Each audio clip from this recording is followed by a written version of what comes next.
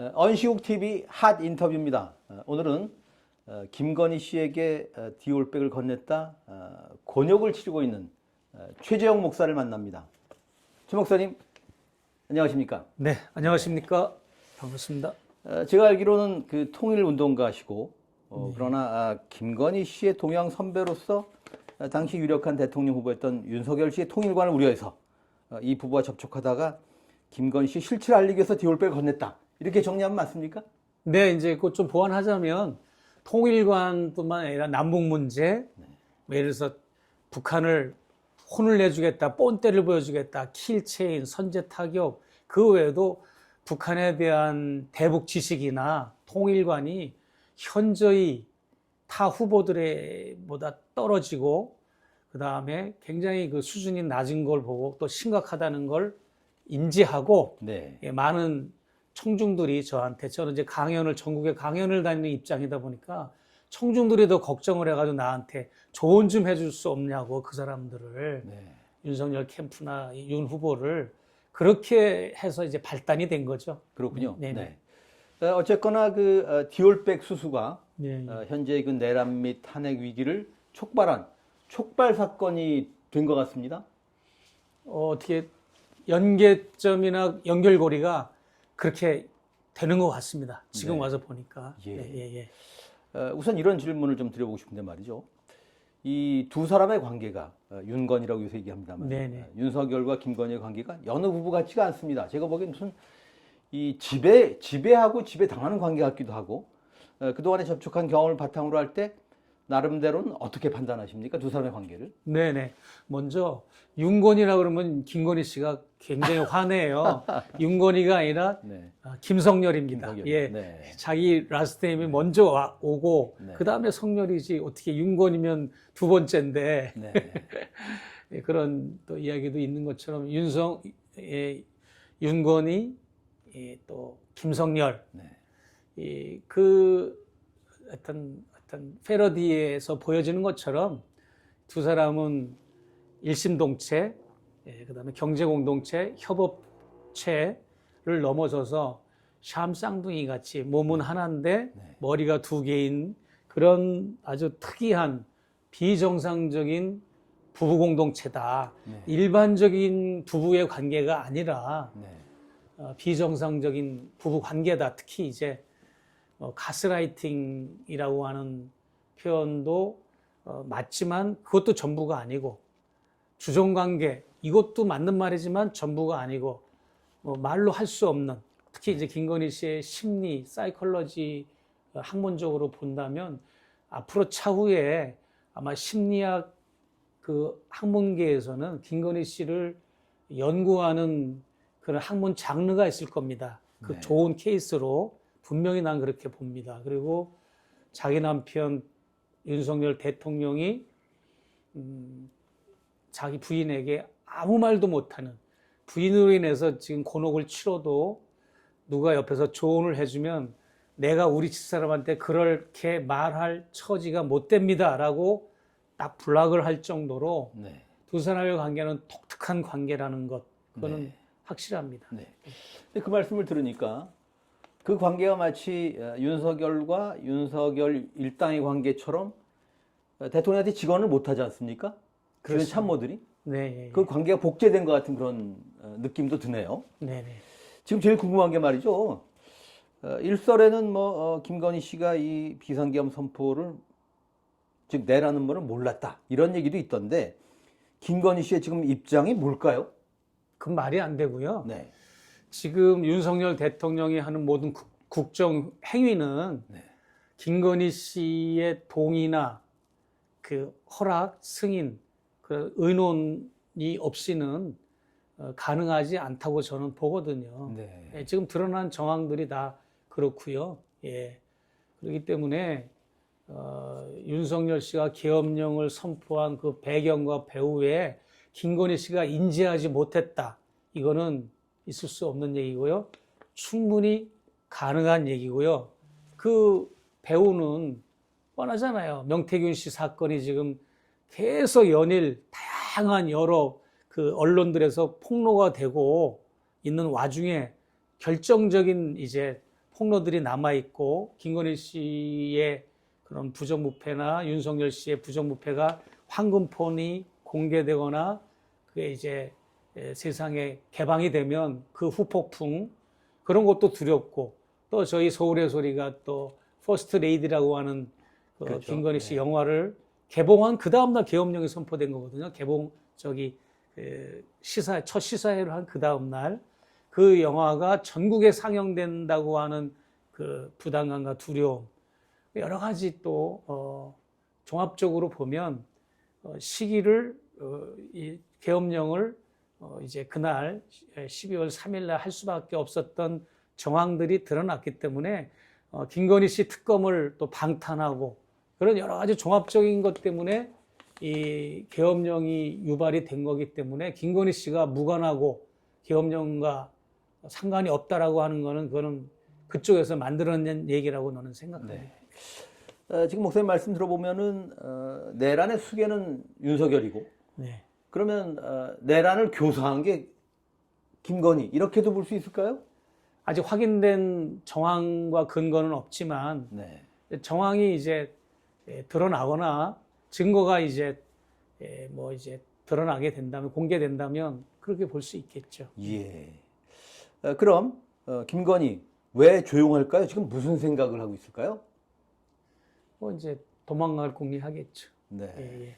지금 한남동 관저에 그러지 않아도 대형 버스가 들락날락거려 가지고 그 JTBC가 그걸 긴급 보도한 적이 있었잖아요. 네. 뭔가 이거는 짐을 빼돌리는 거냐 아니면 이게 무슨 상황이냐라고 해서 JTBC 기자들이 벌떼같이 가서 접근을 했지만 접근 차단을 당하고 그러나 김건희 씨는 지금 이미 다 게임은 끝난 걸로 간주하고 뒷정리, 증거 인멸 네. 그런 수습하는데 혈안이 되어 있을 것 같아요. 제가 볼 때. 네. 디올백 얘기 조금만 하고 넘어가시죠. 네네. 이 문제 디올백은 그 대통령실 반환 창고에 있다는 게 검찰의 최종적인 입장입니까? 아닙니다. 아닙니까? 예.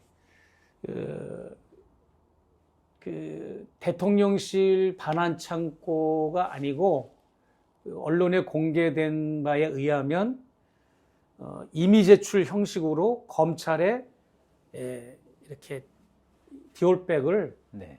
제출을 했어요. 김건희 씨 측에서. 네. 그래서 지금 검찰이 보관하고 있는 걸로 네. 저는 인지를 하고 있습니다. 그렇군요. 네. 네. 그러나 목사님한테 지금 돌려준 건 아니지 않습니까? 돌려준 건 아니에요. 이제 저희 변호사가 그걸 이제 반환 청구를 절차를 밟고 있었는데 그랬는데 이 사건이 종결된 거거든요. 네. 사건이 이제 무혐의로 불기소 처분으로 네. 이제 됐잖아요. 예. 그러면서 서울의 소리 측에서 나는 권한이 없습니다. 저는 서울의 소리 측에서 최초 고발자가 백은종 대표하고 정재택 회장인데 네. 이 두 분이 항고를 했잖아요. 항고장을 냈잖아요. 네. 항고장을 냈다는 거는 이 디올백 사건이 종료된 게 아니라 계속 다시 진행 중인 거예요. 그래서 진행 중인 사건이기 때문에 반환 청구가 스탑이 된 거예요. 만약에 종결됐다면 반환 청구를 했다면 나한테 돌려줄 수도 있는데 네. 이 사건이 항고 들어갔고 항고가 기각되면 재항고를 하고 재항고가 기각되면 또 재정신청하고 재정신청이 기각되면 또 재고발을 한다는 이런 플랜을 가지고 있어요. 서울의 소리 측에서. 그러니까 디올백 사건은 끝난 게 아닙니다. 계속 지금 이어지고 있다고 하는 것을 구독자 여러분들이나 시청자분들이 알았으면 좋겠어요. 네. 네. 아직 제 손에 들어온 건 아니고요. 그렇군요. 네. 왜냐하면 제 손에 들어와야 마땅해요. 왜냐하면 보도에 나간 것처럼 김건희 씨가 자기 여비서한테 그랬다고 그랬잖아요. 네. 이거 빨리 최 목사님이 기분 나쁘지 않게 바로 돌려주면 기분 나쁘니까 좀 있다가 돌려줘라 하는 반환 지시를 깜빡 잊어버렸다고 그랬으니까 네. 그거는 김건희 씨가 나한테 돌려주려고 하는 의사가 분명히 있는 거잖아요. 네. 그렇기 때문에 돌려줘야 맞는 거죠. 네. 문득 궁금해지는데 지난 비상계엄 때 무사하셨습니까? 무사하지 못했습니다. 어떤 일이 있었나요? 그날 제가 배경을 설명하자면 아침 10시경에 10시 조금 넘었는데 밖에서 쾅쾅쾅 문을 두들기면서 이제 제 이름을 불러요. 알고 보니까 이제 누구냐 그랬더니 서울경찰청 반부패 수사대라는 거예요. 네. 그래서 왜 왔냐 그랬더니 압수수색을 왔다. 무슨 이유 때문이냐 그랬더니 이제 문을 열고 얘기하자. 그래서 문 못 열어준다. 그래서 이제 신경인을 하다가 하필이면 제 담당 변호사가 강원도에 가 있었어요. 네. 그래가지고 참 우리 변호사가 자기 일을 대신하는 대리 변호사를 또 보내주는 과정과 도착하는 시간이 오래 걸리고 서로 대치를 하고, 그러니까 이제 소방차를 불러서 소방대원 5명을 불러서 문을 강제 개문을 하려고 그래가지고 내가 열어줬어요. 열어주고. 아니, 변호사 입회를 하면 열어주겠다 그랬는데도 그렇게 강제 아니, 들어올 수 있습니까? 열어준 다음에 변호사가 올 때까지는 들어오지 못하게 했죠. 문만 빼꼼 열어놓은 상태인 거죠. 네. 문만 개문을 하고 변호사가 온 이후에부터 압수수색 절차가 시작되기는 했어요. 그랬군요. 예, 예. 네. 그래서 엄청 오래 걸렸죠. 6시간 동안 압수수색을 네. 했죠. 지금 제가 인터뷰하는 이 사무실은 네. 나중에 했고 제 숙소부터 했는데, 제 숙소를 하는 동안에 혹시라도 내가 누구 사람을 시켜서 여기를 뭐 물건을 빼돌릴까봐 이 복도에 수사관들과 형사들이 꽉 찼어요. 여기 복도 그렇게 넓지 않던데요. 예, 근데 꽉 차고 또 미리 지키고 있었던 거죠. 그리고 요 앞에 경찰 버스가 요 오피스텔 앞에 주차돼 있고 뭐 3개 중대가 와서 이렇게 소란을 피웠고, 또 옆에 있는 서울의 소리도 가서 이렇게 압수수색을 하고 그랬는데, 제가 이제 배경 설명을 이제 간단하게 핵심적으로 말씀드리면 이게 다 연동이 되는 것 같습니다. 한 2달 전에 조선일보에서 TV조선이 제가 사는 미국에 이제 취재 기자들을 보내가지고 굉장히 장시간 동안 체류하면서 저를 캐고 다닌 겁니다. 뒷조사하고 네. 저를 음해하려고 하는 방송을 이제 취재를 했어요. 그리고 방송이 됐나요? 예, 그리고 제 생일날이 지난 10월 27일 날이 제 생일이었어요. 네. 제 생일날 하필이면 그 음해하는 특집 방송을 보낸 거예요. 네. TV조선을 통해 1시간짜리. 네. 그리고 나서 그 프로가 이름이 추적자라고 하는 프로인데 없는 프로를 만든 겁니다, 이거를. 그래서 제가 1회로 방송이 됐고 네. 2회 방송은 김어준 씨를 또 음해하는 방송을 한 겁니다. 네. 그리고 나서 그런가 보다 했는데 이제 이번 계엄령이 선포되는 날 아침에 저를 그렇게 압수수색을 숙소와 사무실에 하면서 핸드폰 2대, 노트북, 그다음에 USB 뭐 자료를 다 뺏어가고, 그리고 저녁 때는 김어준 씨, 또 계엄군이 김어준 씨 집을 갔는데 이제 도피하고 없으니까 이제 뉴스공장을 가서 20명이 거기에 또 여론조사 꽃이라고 하는 서버를 이제 침탈해 가려고 이렇게 들이닥쳤는데, 이게 뭐냐면 윤석열 씨가 계엄령 포고문을 보면 파렴치한 종북 반국가 세력들을 일거에 척결하기 위해서 계엄령을 발동했다라고 발표했잖아요. 거기에 아마 제가 네. 포함이 된 걸로, 네. 미국 국적자니까 계엄군이 뭐 저를 어떻게 할 수는 없으니까 네. 그렇게 경찰력을 동원해가지고 네. 저를 그렇게 했던 거고, 그렇군요. 반국가 세력들을 자기들이 지정한 사람들을 괴롭힌 걸로 저는 그렇게 알고 있습니다. 그렇군요. 네. TV조선 보도에서 말이죠. 예. 뭐 짐작컨대 뭐 친북 활동했다 뭐 이런 게 이제 그 뭐 핵심일 듯 싶습니다만은 네네. TV조선 보도를 비롯해서 언론 보도 가운데 네네. 최 목사님에 대해서 잘못 보도된 것, 팩트 오류 대표적으로 몇 가지 꼽아주시면 뭘 그냥 꼽으실까요? 북한에 가서 친북 활동을 했다고 하는 것 100%가 다 이거 네거티브고 네. 사실관계가 맞는 게 단 하나도 없습니다. 네. 다 모략이고 왜곡이고 다 이제 이걸 아주 악마의 편집을 한 거라고 보시면 되고, 그 대표적인 예가 제가 이설주와 만났다. 이설주와 만나서 기념사진을 찍었다고 뭐 배포된 게 많아요. 네. 그게 이설주가 아니고 북한의 어느 해설사, 한복 입은 해설사랑 사진을 찍었는데 이설주 여사와 좀 비슷하긴 해요, 캐릭터가. 근데 이설주하고 만났다고 그러고, 네. 그리고 뭐 북한에서 내가 뭐 그 무슨 묘지를 참배하고 다녔다. 그럼 뭐 묘지를 참배하고 다닌 게 아니라 제가 남북의 국립묘지를 찾아 역사 화해를 모색하다라고 하는 그런 책을 집필을 했어요. 네. 방대한 분량의 책을. 그래서 남한에 계신 분들은 남한에 있는 국립묘지는 누구든지 갈 수 있잖아요. 남한에 있으니까. 근데 북한에 있는 국립묘지는 가보고 싶어도 못 가니까 내가 분단 60주년, 광복 60주년을 맞이해서 3년 동안 북한에 있는 국립묘지를 다 탐방을 한 거예요. 그래서 그것을 책으로 기록으로 남긴 겁니다. 그래서 참관을 했던 거고, 그것도 여기 남한에서도, 남한의 국립묘지도 내가 다 이제 참관을 하고 다 이제 책을 집필 중에 있고요. 아직 그거는 남한의 국립묘지는 출판이 안 됐고, 북한의 국립묘지는 출판이 됐어요. 그런데 내가 뭐 북한의 국립묘지 가서 참배를 했다. 이런 이제 보도들이 나왔고요. 그리고 제가 북한에 가서 그 가정교회라고 있습니다. 가정교회, 초소교회.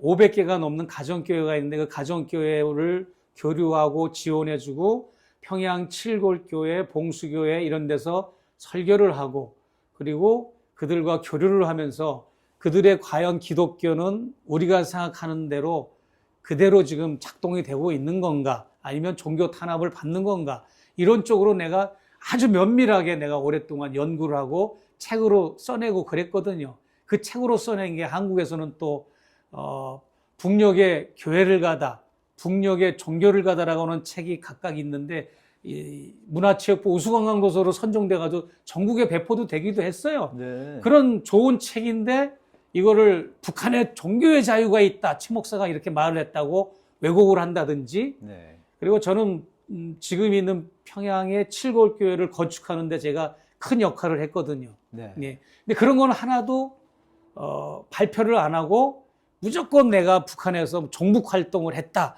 이런 왜곡된 걸 많이 발표를 했고요. 제가 그에 대해서 그런 예, 예. 팩토리에 대해서 법적 대응이랄까 법적 대응 지금 하고 있습니다. 하고 있습니까? 예, 그 예. 당연히 그 언론중재위원회 제소와 고발을 지금 준비하고 있고요. 워낙 네. 방대한 분량이라 지금 계속 자료 수집하면서 하고 있습니다. 절대 용서하지 않을 겁니다. 예. 네. 알겠습니다. 사실 그 내란도 내란이지만은 윤건희 목사님 표현은 이제 그 김석열 네. 이 국정농단 네. 이것도 심각하지 않았습니까? 그렇습니다. 예. 핵심적인 문제는 뭘 꼽으시겠습니까? 내란을 제외한 나머지 이 말하자면 문제적인 그 하여튼 행동들 정책이랄지 하여튼 가운데서 나름대로는 뭘 가장 심각하게 여기십니까? 그러니까 이제 저는 그렇게 생각합니다. 윤석열 씨의 탄핵의 그 종류를 네 가지로 나는 구분을 해요. 첫째는 검사 시절에, 검찰 간부 시절에 행했던 부정부패와 비리 혐의들. 두 번째는 지난 대통령 선거 때 그 대선 부정부패 혐의들. 세 번째는 당선자 신분 시절에 행했던 혐의들. 네 번째는 취임식 선서를 하고 내리고 지금까지 행했던 국정을 운영하면서 했던 반헌법적이고 부정부패한 혐의들. 이 네 가지로 구분되는데 그냥 키워드 딱 간단하게만 말씀드리면 첫 번째 검찰 간부 시절에 행했던 거는요.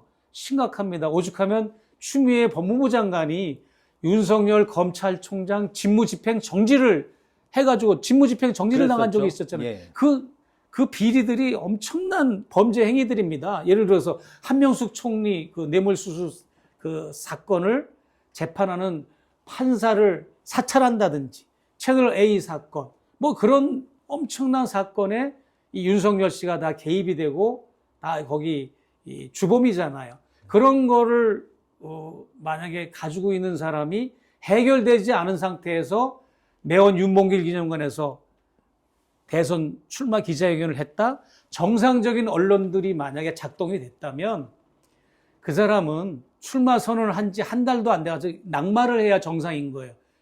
대통령 출마할 자격이 안 됩니다. 왜냐하면 독일의 울프 대통령이라고 하는 10대 대통령은 5가지 자잘한 혐의 때문에 어떤 자동차 보험회사 직원이 아들한테 5만 원짜리 뭐 장난감 사준 거, 그 다음에 호텔 투숙비 뭐 좀 싸게 친구가 좀 이렇게 대납해 준 거, 그 다음에 대출을 받는데 금리가 평소 정상적인 금리보다 싸게 금리 대출을 받았다는, 그보다 훨씬 심각한 문제가 있다 그런 말씀이죠. 이미 검사 시절에.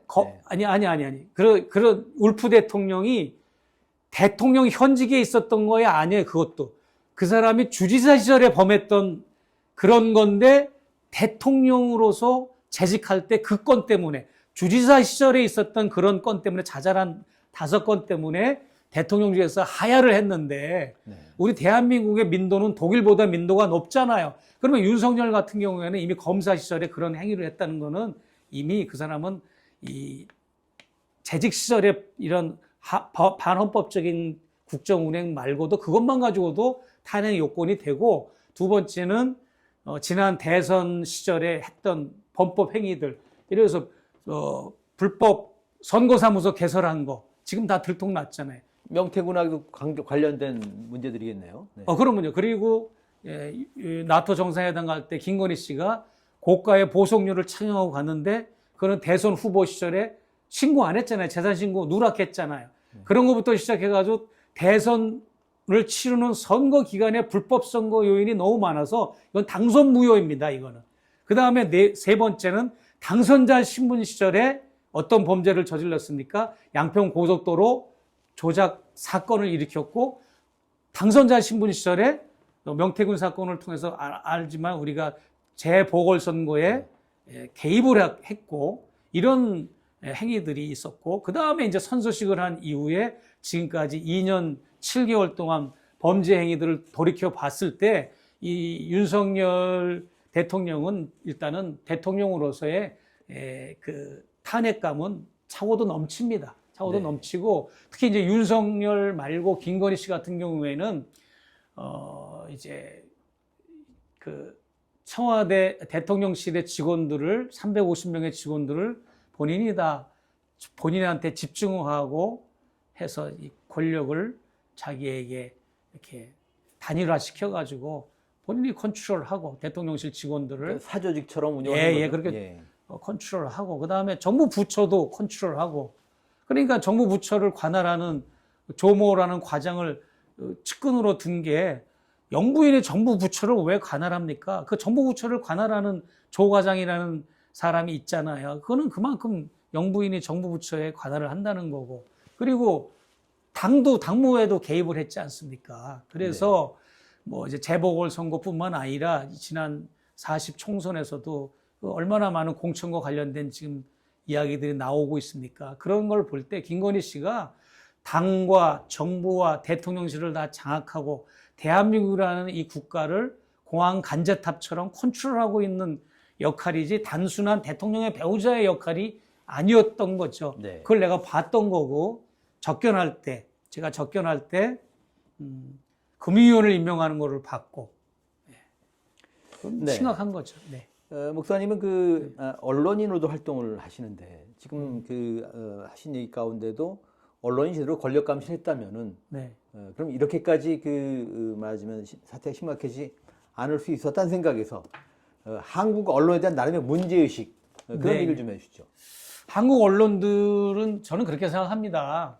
우리 대한민국이라고는 독특한 이 국가는 여러 카르텔이 동시에 작동이 되는 걸로 저는 인지를 하고 있어요.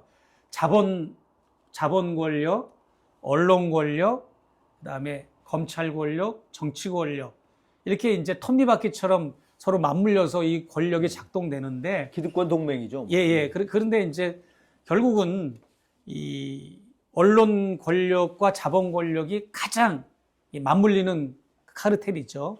그러다 보니까 저는 한동훈이가 임명됐더라도 한동훈이를 아무 생각 없는 윤석열 대통령 부부가 임명한 것처럼 보이지만, 거기에는 자본 권력이 또 작동됐다고 봐집니다. 나는 한동훈 씨가 저기 국힘당 대표로 처음에 비대위원장으로 임명되고 대표가 되고 이런 과정도 그런 것이 작동됐다고 봐지고, 그래서 언론이 자본으로부터 자유롭지 못하고, 언론은 기득권이 돼서는 안 되는데, 언론 자체가, 대한민국의 언론은 이미 이 기득권이 되었고 그러다 보니까 권력을 감시하고 견제하는 기능과 역할은 그 동력이 현저히 떨어져서 오히려 언론이 권력을 측면 지원하고 오히려 협력해주고 또 좌시하고 묵인해주고 진짜 보도해줄 거에 보도 안 하고 비근한 예로 내 사건만 놓고 보면 되잖아요. 디올백 사건이 사실은 정말 보잘것없지 않나요? 서울에서라고 하는 유튜브 언론이 얼마나 이 레거시 어마어마한 이 거대한 빌딩을 가지고 수천 명을 거느리는 이 어마어마한 이 언론사들을 비교할 때는 너무나 보잘것없는데도 불구하고 이 엄청난 영부인의 비리를 폭로했음에도 불구하고 레거시 미디어는 단 한 군데도 이것을 기사화하거나 보도하지 않았습니다. 그것이 재인용돼서 용산에서 그것을 반박하는 과정에서 그걸 인용하면서 조금씩 불이 붙어서 이 디올백 사건이 레거시 미디어가 좀 다뤄줬던 거지 처음에는 이건 외면했단 말이죠. 알겠습니다.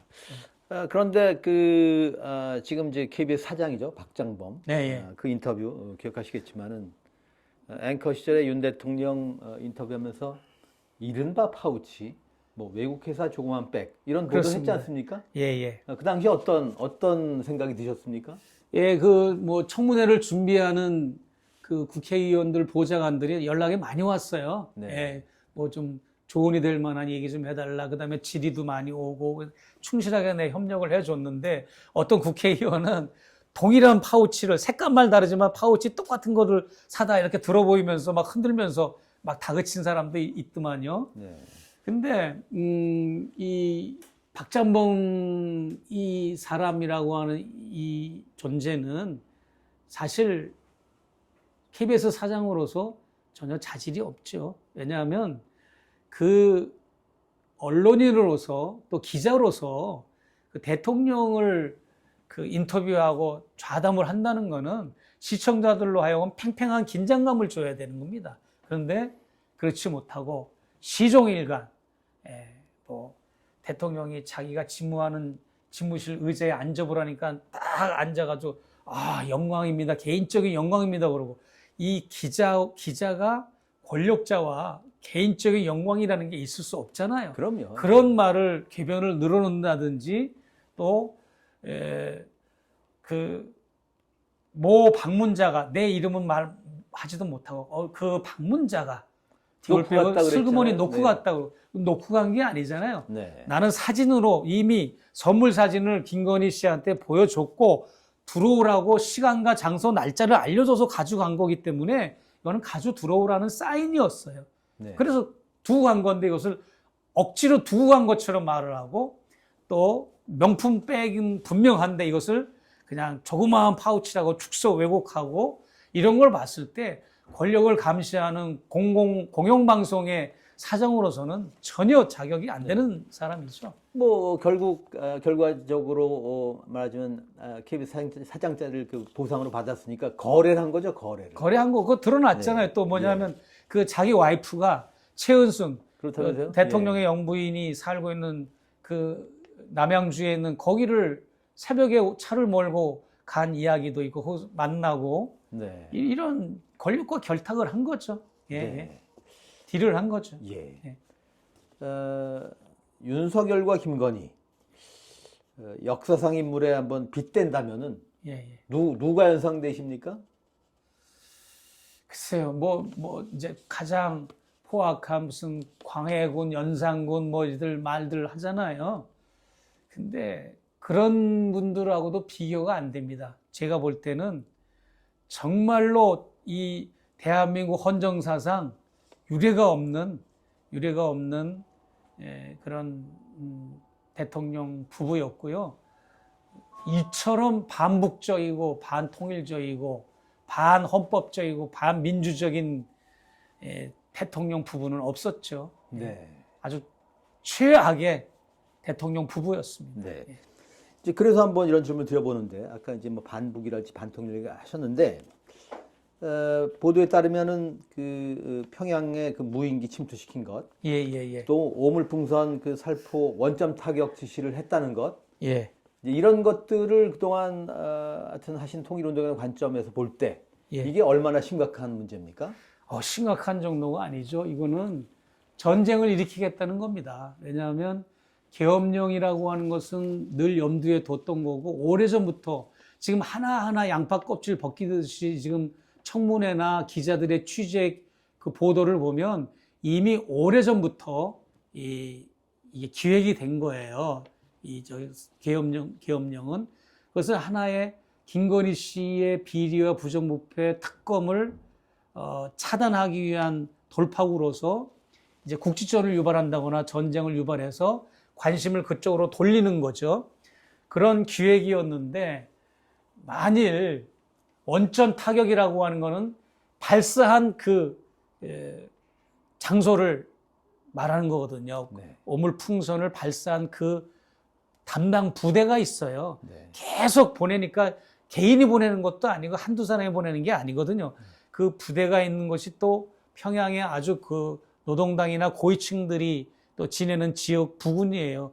거기로 이제 원점 타격을 하겠다는 거는 네. 미사일을 쏘든지 네. 어마어마한 이제 물리적인 군사력을 가하겠다는 거거든요. 네. 그러니까 상상하고 싶지 않지만 만일 그런 일이 실행에 옮겨졌을 때 어떤 네. 일이 벌어질지 모르는 거죠. 어떤 일이 벌어질지 모르는 게 아니라 북이 바보가 아니잖아요. 네. 지금 북도 지금 이를 갈고 있는데 지금 통일이라는 것도 다 지금 배제시키고 지금 남한을 대한민국이라고 그러면서 이제 완전히 다른 동족으로 여기지를 않고 지금 전쟁 남한을 제1의 적대적 교종국가로 좀 설정해 놓은 상황에 지금 건수만 잡히기만을 지금 기다리고 있는 상황인데 왜 북한이 가만히 있었겠습니까? 만약에 여기서 먼저 선제 타격을 했을 경우에 북한은 아마 우리가 한 발 쏘으면 5발을 쏘고 아마 이제 국지전이 유발됐을 거고, 네. 그게 말이 국지전이지 이거는 전면전을 유도하는 도화선이 됐을 겁니다. 난 그렇게 봅니다. 그러니까 전면전으로 발전할 수 있었다. 그러면요. 거군요. 그러면요. 네. 그리고 그뿐만 아니라 그거 원전 타격뿐만 아니라 무인기를 먼저 보내가지고 그랬죠. 추락하게 한 거, 네. 연평도에서 또 사격을 가한 거, 이 세 가지를 가지고 먼저 북을 시비를 건 겁니다. 자꾸 북을 들쑤셔 놓은 거죠. 네. 국지전을 일으키고 전면전을 일으키려고 하는. 네. 그래야 이제 비상계엄이 또 당위성이 있는 거니까. 네. 네. 그럼 무모한 짓을 한 겁니다. 네. 그렇게 본다면은 네. 지난 12.3 내라는 12.12보다는 거의 10월 유신에 버금가는 그런 그림, 시나리오 같은 생각이 듭니다. 네, 예. 장기 집권 시나리오 같은 생각이 듭니다. 예. 네. 헌법도 고칠 수 있었고, 예. 그러니까 뭐 선관위에도 들어가고 뭐 하여튼 그 그림을 한번 이렇게 퍼즐을 맞춰 보면은 국회를 무력화해서 결국 3권을 장악하겠다는 그런 기도 같거든요. 그렇죠. 네. 네.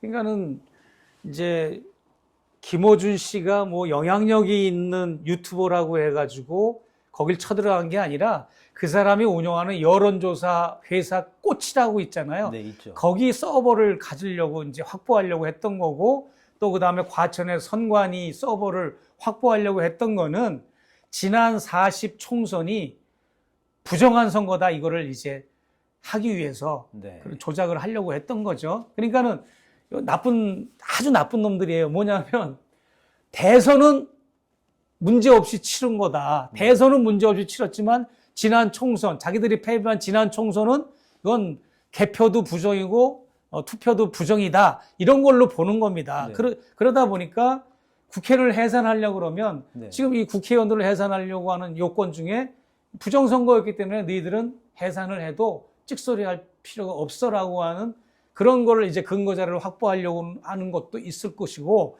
그 다음에 황교안 전 총리나 정광훈 무리들이 주장하는 지난 총선 부정선거 주장하는 거를 극우들이나 보수들이 주장하는 거를 반영을 했다라고 하는 것도 무시할 수가 없고요.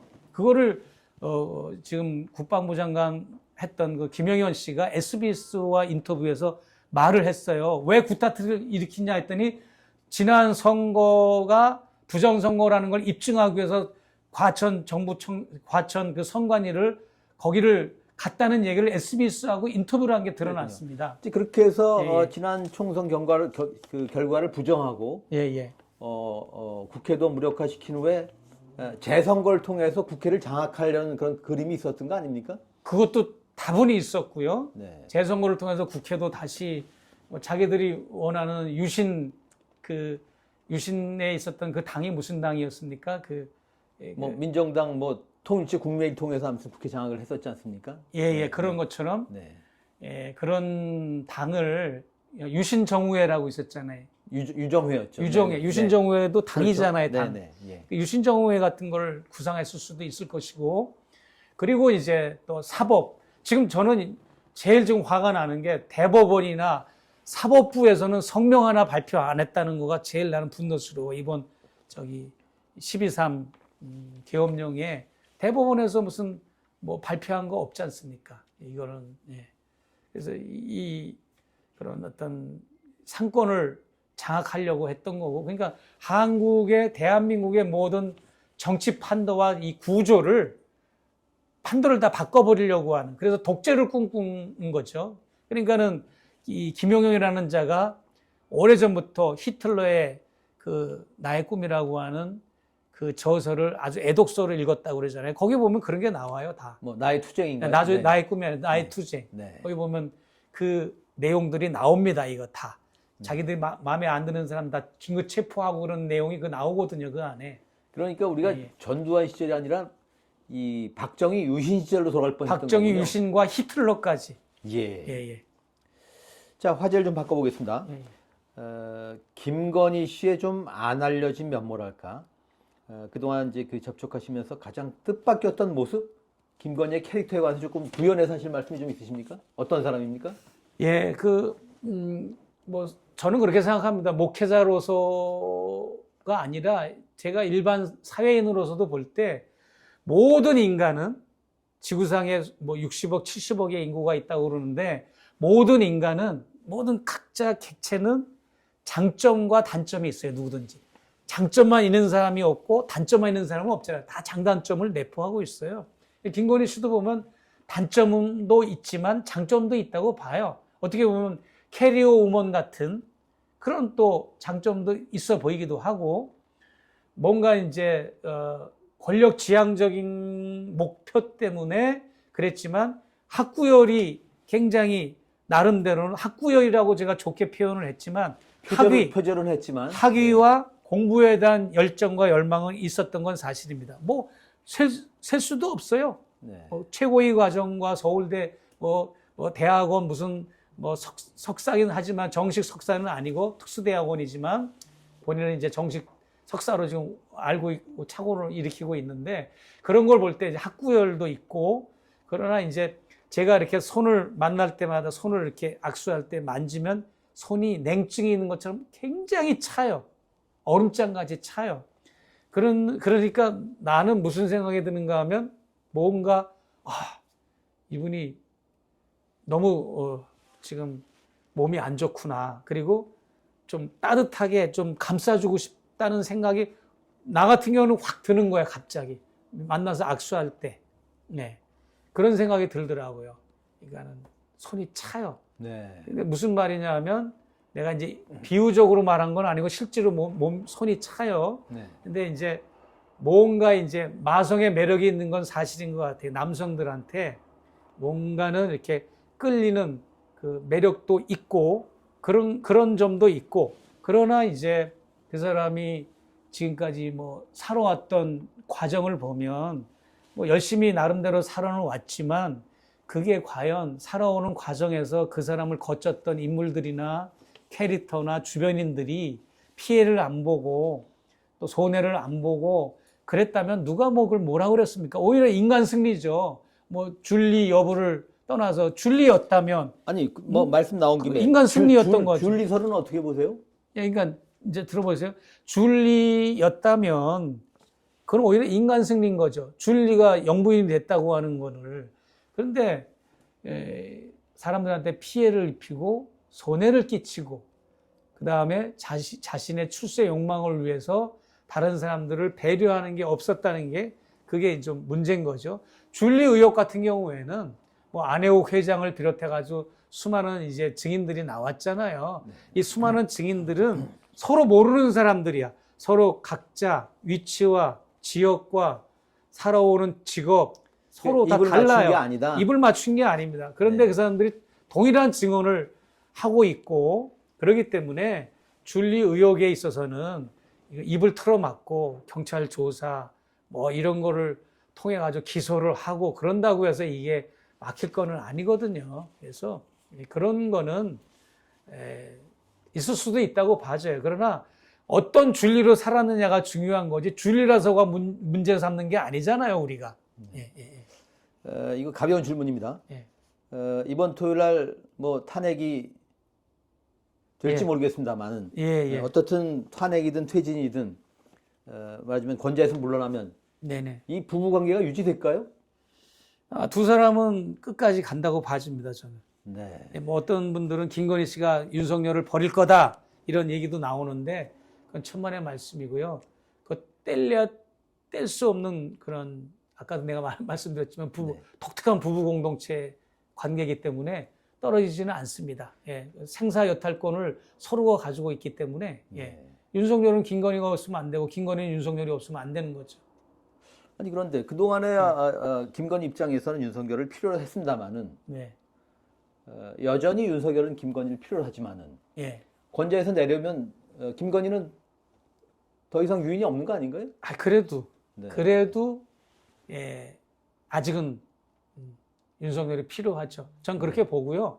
지금 이번 토요일 날 국힘당이 지난주에 저렇게 105명이 뭐 247호인가 거기에 그냥 말이 저거지 의원총회지 갇힌 거예요, 사실. 그렇죠. 거기서 강압적으로 뭐 당론이라는 기치 아래 다 억압을 당한 건데 이번에 그랬다가는 민중봉기 일어날 겁니다. 그래서 이번 토요일 날은 적어도 10명에서 20명은 표를 주지 않을까 그렇게 생각을 하고요. 탄핵이 될 거로 지금 전망을 하시는 거예요? 탄핵을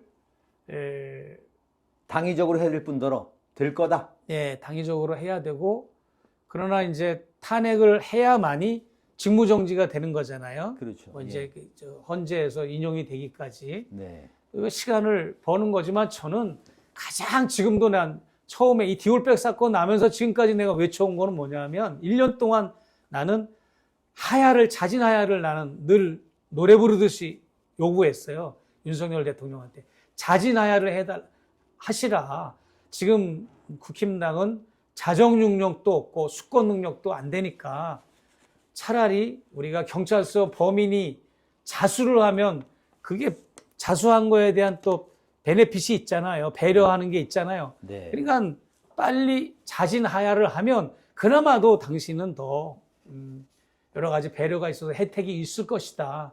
끝까지 버티다가 민주주의는 피를 먹고 자라는 거는 맞아요. 그러나 이 윤석열 퇴진 이 시국에서 또 민주주의의 피를 보는 상황이 된다면 4.19 시민, 학생 시민 혁명 같은 일이 발생이 된다면 이 얼마나 역사에 불행이겠습니까? 윤석열 대통령 부부도 그렇고 이 집권 세력도 그렇고 국민들에게도 피차 다 상호. 그렇기 때문에 피를 보지 않고 정말 윤석열 씨가 자진 하야를 할 수 있도록 대통령실과 그의 최측근들, 국힘당 당원들은 의원들은 대통령한테 계속 조언과 압력을 가해줘야 됩니다.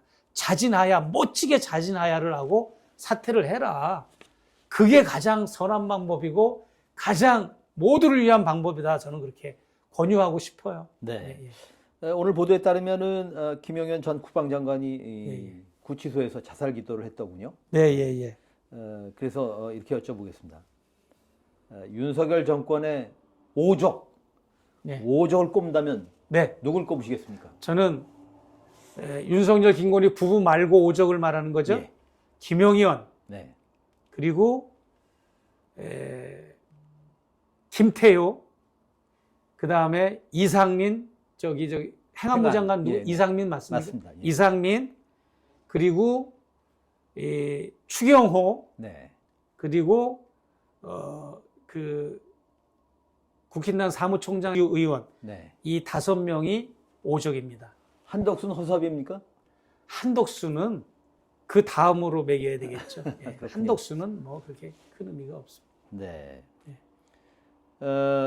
자, 다 여쭤봤습니다. 이번 토요일 날 하야가 바람직하지만은 그럴 기미는 안 보이니 반드시 탄핵이 되기를 기대하면서 또 우리가 힘을 써야겠다는 생각을 하게 됩니다. 고맙습니다. 시간 내주셔서. 네, 고맙습니다. 네. 네, 언식TV 핫 인터뷰 최재형 목사님 만나봤습니다. 고맙습니다.